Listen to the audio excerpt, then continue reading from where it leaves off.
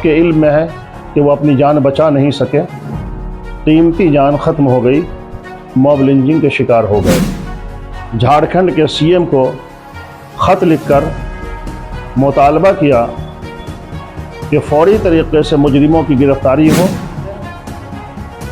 इस तरह की घटिया हरकत करने वाले की कोई गिरफ्त नहीं की, वो आज़ाद रहे। शहाबुद्दीन जो शहीद हुए उनके साथ इंसाफ किया जाए, इंसाफ दिलाना, जालिमों के जुल्म के हाथ को रोकना आपकी हुकूमती जिम्मेदारी है। झारखंड राज्य में मॉब लिंचिंग की घटनाओं पर गहरा दुख और आक्रोश व्यक्त करते हुए राज्य सरकार का ध्यान दिलाने के लिए इमारत शरिया बिहार, उड़ीसा और झारखंड के जनरल सेक्रेटरी मौलाना मोहम्मद शिबली कासमी, मुफ्ती अनवर कासमी, काजी इमारत शरिया रांची, कारी अंसारुल्लाह, इमाम मदीना मस्जिद रांची, हारून रशीद लीगल टीम ने आज इमारत शरिया में प्रेस कॉन्फ्रेंस को संबोधित करते हुए कहा कि 30 जून 2024 को मौलाना शहाबुद्दीन थाना जयनगर जिला कोडरमा के निवासी मौलाना शहाबुद्दीन बसराओं गांव थाना बरकट्टा जिला हजारीबाग के मस्जिद के इमाम थे। नमाज एवं बच्चों को पढ़ाकर अपने घर 2 पहिया वाहन से लौट रहे थे कि इसी दौरान ग्राम कटिया में उनके 2 पहिया वाहन से एक महिला को हल्का सा टच हो जाने का बहाना बनाकर कुछ लोगों जो अल्पसंख्यक समुदाय से नफरत करते हैं, झुंड बनाकर उन पर घातक हथियारों से हमला कर दिया, उनकी मॉब लिंचिंग कर हत्या कर दी। उन्होंने कहा कि झारखंड में आए दिन अलग अलग जगह में लगातार मॉब लिंचिंग की घटना घट रही है। जनरल सेक्रेटरी मौलाना मोहम्मद शिबली कासमी ने कहा कि इस घटना की तुरंत मामला दर्ज कर दोषियों को गिरफ्तार किया जाए।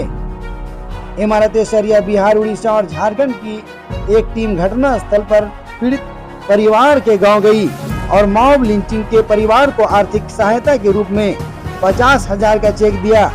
साथ ही उन्होंने वादा किया कि उनके बच्चों की पढ़ाई की कोई समस्या इमारत शरिया होने नहीं देगी।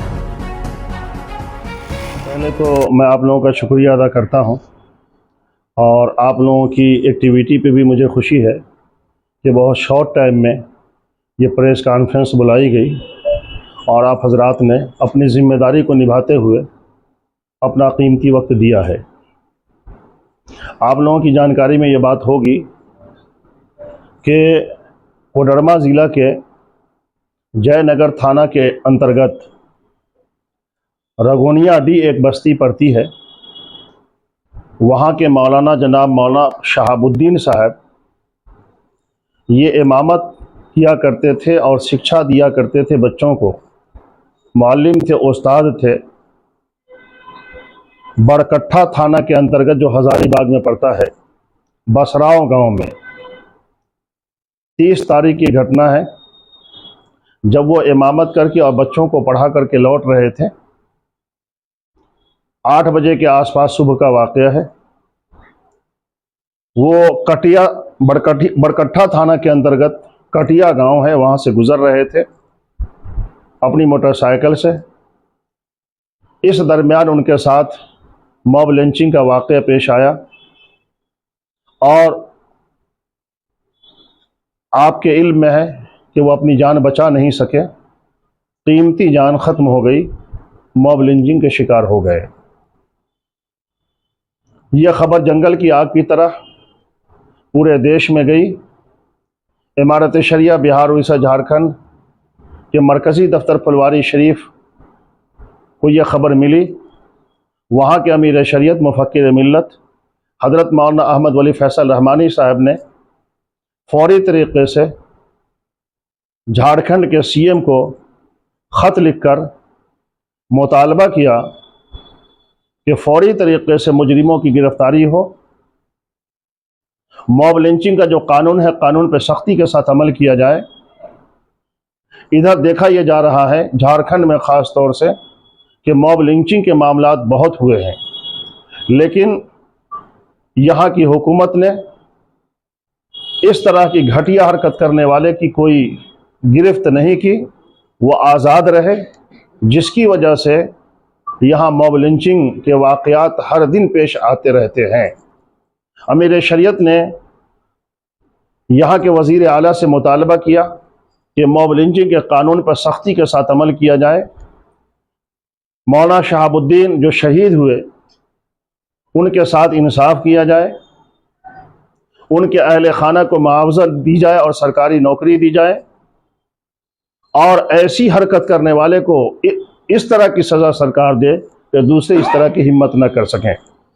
लेकिन हमारा एहसास ये रहा, हज़रत अमीर शरीयत का एहसास ये रहा कि जिस तरीके से और मामलात में यहाँ की हुकूमत गूंगी बनी रह जाती है, मामलात उनके सामने लाए जाते हैं लेकिन ऐसा होता है जैसे कि कोई मामला उनके सामने आया ही नहीं। इसलिए ज़रूरत इस बात की महसूस हुई कि आप जैसे लोगों, मीडिया, जो इस मुल्क को और मुल्क के अमन व कानून को सही राह पर रखने का एक बड़ा ज़रिया है जिसमें आप लोगों का योगदान रहता है, आप जैसे लोगों का भी सहारा लिया जाए और आपके ज़रिए से ये बात हुकूमत तक पहुँचाई जाए कि झारखंड में मॉब लिंचिंग समेत मुसलमानों के कई मसाइल हैं, मुसलमानों से मुताल्लिक़ कई बोर्ड हैं और कई तरह की समस्याएं हैं जिस पर हुकूमत की तवज्जो नहीं रहती है। इमारत शरिया के प्लेटफार्म से हज़रत अमीर शरीयत मौलाना अहमद वली रहमानी साहब दामत बरकातुहुम की ये आवाज़ आप तक पहुँचा रहे हैं और इस उम्मीद के साथ कि इस आवाज़ को यहाँ की हुकूमत सुनेगी कि मॉब लिंचिंग समेत और भी जो माइनॉरिटी के साथ यहाँ मसाइल पेश आते रहते हैं, हुकूमत ईमानदारी के साथ और अपने हुकूमत का हक़ अदा करते हुए, उसके साथ हुकूमत के साथ वफ़ादारी करते हुए इस तरह के मसाइल को हल करे। मौलाना शहाबुद्दीन साहब के साथ जो वाक़या पेश आया, इससे पूरा मुल्क शर्मसार है। हुकूमत को ये चाहिए था कि अब तक इस पर सख्त कार्रवाई होती, एक मैसेज जाता कि इस तरह के लोगों के साथ हमारा कोई नरमी का मामला नहीं है। लेकिन हम अभी यहाँ आने से पहले, रांची आने से पहले कोडरमा गए, उस गांव में गए जहाँ के मौलाना थे। जिस थाना में यह मामला हुआ उस थाना के प्रभारी से भी मुलाकात, बातें हुई, उस इलाके के सभी समुदाय के लोगों से बातें हुई। लेकिन बात यह समझ में आई, तमाम लोगों को, किसी भी समुदाय से ताल्लुक़ रखते हो, सबका यह कहना था कि पुलिस इसमें सर्द महरी से काम ले रही है। पुलिस को वहाँ कहा गया इमारत शरिया की तरफ से, और भी जो संगठन वहाँ की लोकल संगठन है, उन तमाम लोगों ने कहा कि पुलिस का रवैया सही नहीं है। मैं आपके ज़रिए से ये गुजारिश करना चाहता हूँ और ये कहना चाहता हूँ हुकूमत को कि सबों को साथ लेकर चलना, सबों के साथ इंसाफ करना, मज़लूमों को इंसाफ दिलाना, जालिमों के जुल्म के हाथ को रोकना आपकी हुकूमती ज़िम्मेदारी है। इस ज़िम्मेदारी को आप पूरी तरह अदा करें और ख़ास तौर से मौलाना शहाबुद्दीन साहब शहीद के मामले में आपका रवैया ऐसा होना चाहिए कि समाज के सभी लोगों को इस बात का एहसास हो कि हुकूमत इंसाफ की राह पर चलने में संजीदा और ईमानदार है। मुलाकात हुई, मौलाना के परिवार के लोगों से मुलाकात हुई।